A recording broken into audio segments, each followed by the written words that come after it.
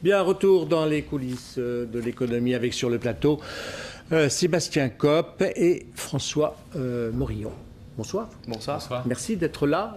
Il y en a un qui sort d'HEC, François Morillon, et l'autre de Dauphine.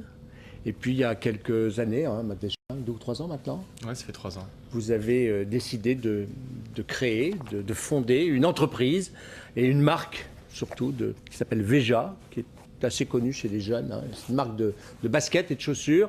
Je vois qu'Églantine les a déjà prises, mais enfin ça se met au pied, Églantine, c'est pas... Voilà, non mais j'en ai enlevé une pour vous la montrer en fait. Ah bon, très bien. Alors la particularité, c'est que c'est fait de coton et de caoutchouc provenant du commerce équitable. Alors comment ça marche? Parce que le commerce équitable, on le connaît dans le café, on connaît dans le chocolat, éventuellement dans le textile. On avait d'ailleurs vu un acteur breton qui se mettait... On va voir sur ces images qui ont été tournées au Brésil, effectivement, que les matières premières proviennent de la forêt amazonienne pour le caoutchouc. Oui, donc en fait, les baskets Veja, c'est d'abord du coton bio qui vient du nord-est. Et là, vous avez des images de la forêt amazonienne et du caoutchouc naturel qui sont tous les deux récoltés par des petits producteurs brésiliens avec qui on travaille et qu'on paie un prix juste. Voilà, le principe, c'est que vous payez ces matières premières plus chères au cours du marché mondial. Oui, c'est découplé du prix du marché mondial et c'est selon leurs besoins, le coût réel de leur production qu'on les paye. Bon, alors, mais comment ça vous est venu cette idée-là? Pourquoi avez-vous eu besoin d'utiliser ce circuit qui est un peu compliqué, un peu plus cher et qui ne facilite pas la vie quand même? Et c'est l'envie de créer autre chose, un autre type d'entreprise, une autre voie. En fait, nous, on est des enfants de la mondialisation. On est des enfants qui ont vu le mur de Berlin s'écrouler, qui ont vu le capitalisme vaincre. Vous êtes des enfants de l'Université Paris-Dauphine qui forment les financiers qu'on trouve dans les salles de change à Londres et à New York. Vous êtes un enfant d'HEC qui sort les plus grands commerçants du capitalisme mondial. Enfin, il ne faut pas me raconter d'histoire. Mais justement, alors qu'est-ce qu'il y a? On a appris plein de choses dans ces écoles, mais on n'avait pas forcément envie de faire comme tous nos petits camarades. Donc d'aller rejoindre les rangs des grandes banques d'affaires ou des grands cabinets de conseil. On s'est dit, il y a peut-être des choses plus amusantes à faire et peut-être plus innovantes. Et donc, essayons de faire une basket. C'est un produit qui nous plaisait. On se disait que c'était assez symbolique. Pour la première fois, une basket et l'homme et l'environnement. Comment on va faire? Tout le monde parle aujourd'hui de l'environnement, mais comment concrètement, dans un produit, être intelligent par rapport à l'environnement? Essayons de réinventer un peu des produits simples. Bon, vous savez ce qu'on dit dans le commerce équitable, c'est qu'il y a beaucoup de marketing dedans.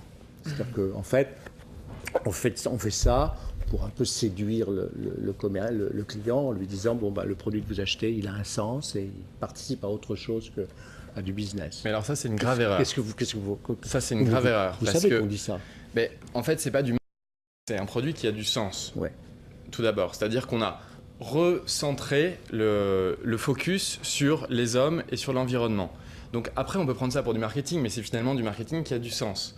Et ensuite, dire que le commerce équitable se réduit à du marketing, il faut que vous veniez, vous, Jean-Marc Sylvestre, sur le terrain avec nous au Brésil. On fait l'essentiel de notre travail sur le terrain.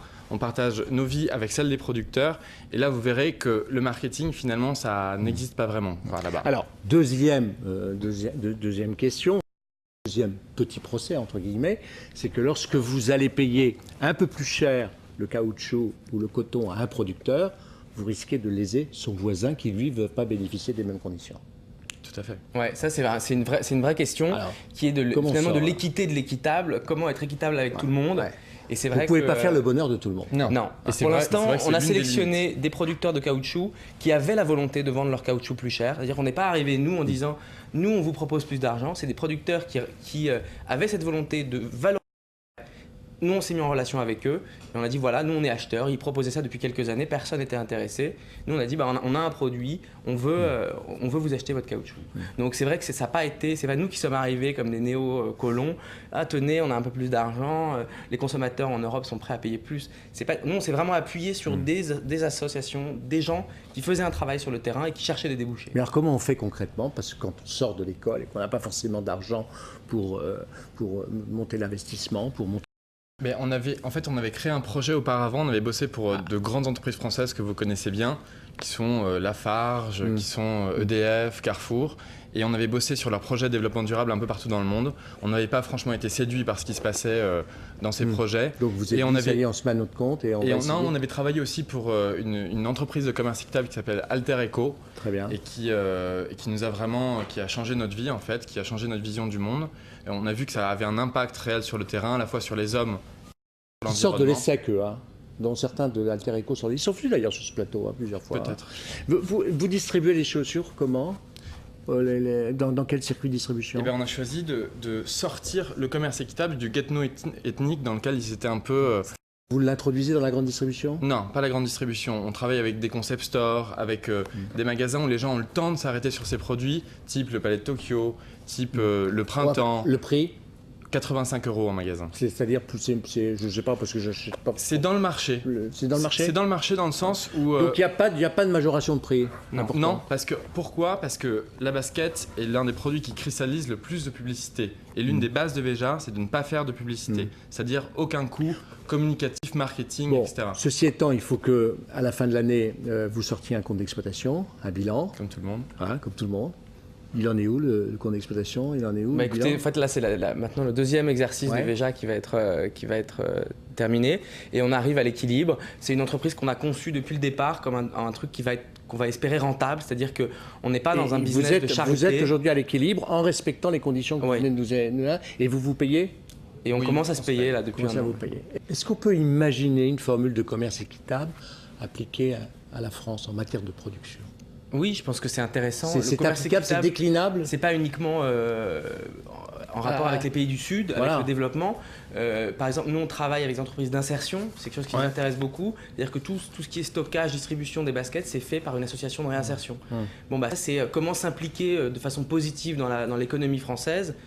Bon, bah, on essaye de faire un petit peu, à chaque étape, quelque chose de positif. C'est avoir un impact social positif et un impact environnemental positif sur chaque maillon de la chaîne en fait. C'est une nouvelle sorte d'entreprise avec d'autres valeurs. Vous êtes combien dans l'entreprise aujourd'hui? On est 8 aujourd'hui. On est 8 chez Veja et il y a plein de monde qui travaille autour. Il y a un avocat, un photographe, on a une grande équipe partout dans le monde en fait. Vous avez ce sentiment-là dans un pays en déclin? Mais je pense qu'il faut réinventer les choses. Il faut pas se laisser abattre. Vraiment, nous on voit tout ce qui se passe au niveau environnemental comme une opportunité. Il faut donc refaire un petit peu le monde dans lequel on vit. Donc c'est un énorme challenge aussi. Eh ben on va y aller. Merci à tous.